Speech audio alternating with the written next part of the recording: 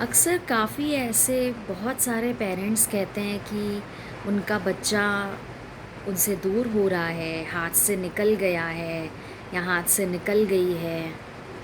मैं यहाँ पे एक बात कहना चाहूँगी कि जब आपका बच्चा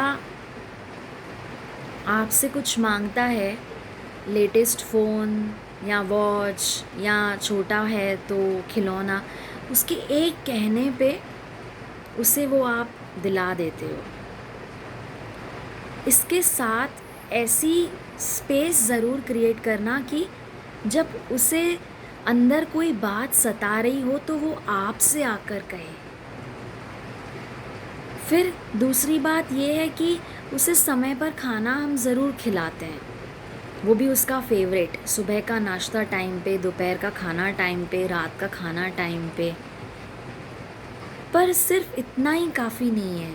क्या सच में आपका बच्चा समय पर खाना मांग रहा है, या वो आपको मांग रहा है, वो भी उस समय पर जब वो अकेला महसूस करता है, जब उसके पास कोई भी नहीं है जिससे जाकर वो अपने दिल की बात कहे, जो उससे अंदर ही अंदर बात खाए जा रही है वो जाकर किसी से शेयर करे।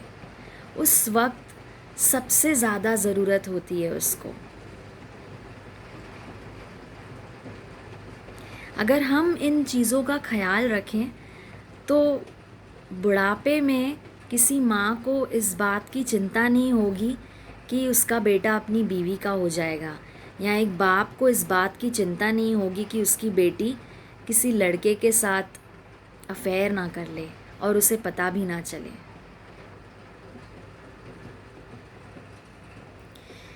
क्योंकि इन ठीक है, ये चीज़ें बहुत ज़रूरी हैं, उनको यूनिफ़ॉर्म देना, उनको रिमाइंड करवाना कि टाइम पे पढ़ाई करो, उनको खिलाना पिलाना, बाहर ले जाना।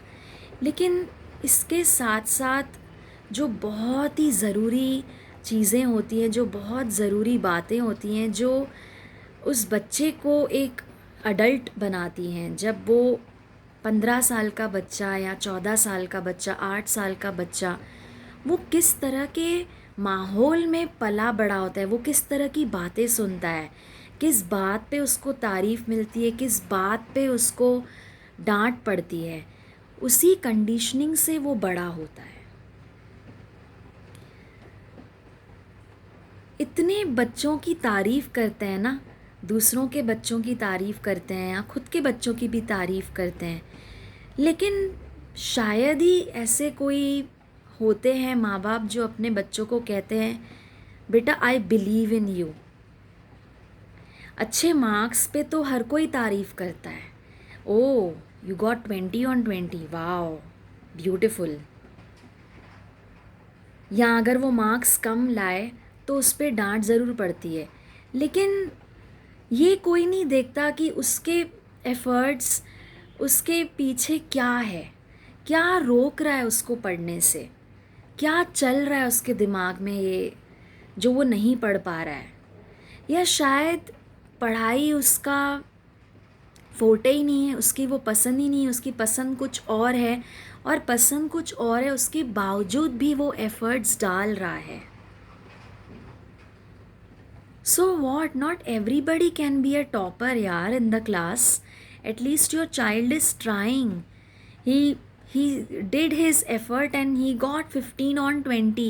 He got 10 on 20. It's okay. His marks are not going to prove his capability.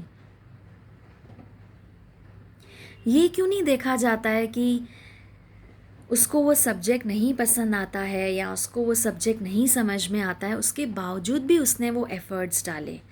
अगर ये हम उनसे कहना शुरू करें ना, वाह बेटा, being this subject so difficult, still you put efforts and you could manage to score this XYZ marks.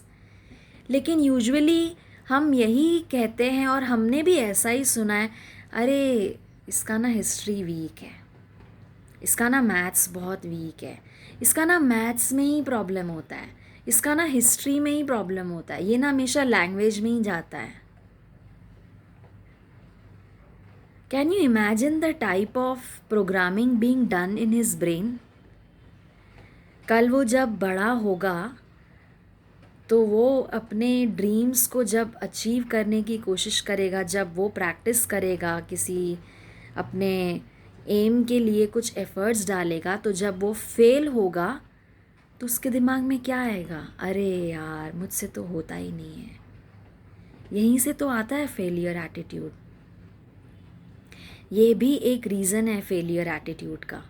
और फिर हम उनसे एक्सपेक्ट करते हैं कि अरे why did you give up, you should not give up. फिर हम ही उन्हें इंस्पिरेशनल कोट सुनाते हैं। अगर पहले से ही ऐसी कंडीशनिंग हो, पहले से ही कंडीशनिंग एंड इंस्पिरेशनल कोट्स के बेसिस पे की गई हो, तो आगे जाके उन्हें मोटिवेशनल स्पीकर्स की या काउंसलिंग की ज़रूरत ही नहीं पड़ेगी। क्यों सिर्फ मार्क्स आने के बाद ही उन्हें प्राइज़ दिया जाता है? क्यों सिर्फ रिज़ल्ट आने के बाद ही उन्हें मक्खन दिया जाता है या चॉकलेट्स दिए जाते हैं? क्यों ना एग्ज़ाम के एक दिन पहले ही उन्हें अप्रिशिएट किया जाए? क्यों ना कल पेपर है 10 बजे सुबह को और उसे आज रात को ही एक गिफ्ट दिया जाए कि वाह बेटा, तूने आज पूरा दिन पढ़ाई की इस पेपर के लिए। कैन यू इमेजिन उस बच्चे की कॉन्फिडेंस की लेवल का क्या हाल होने वाला है? 1% भी उस बच्चे को डर नहीं होगा, 1% भी नहीं। और आपका ये एक्शन उसके लिए जीवन भर उसके ऊपर एक स्टैम्प बन जाएगा कि मेरी सक्सेस एक मार्क्स डिसाइड नहीं कर सकता है, मेरी सक्सेस रिज़ल्ट नहीं डिसाइड कर सकता है, मुझे खुश होना चाहिए या दुखी होना चाहिए, ये रिज़ल्ट डिसाइड नहीं कर सकता है।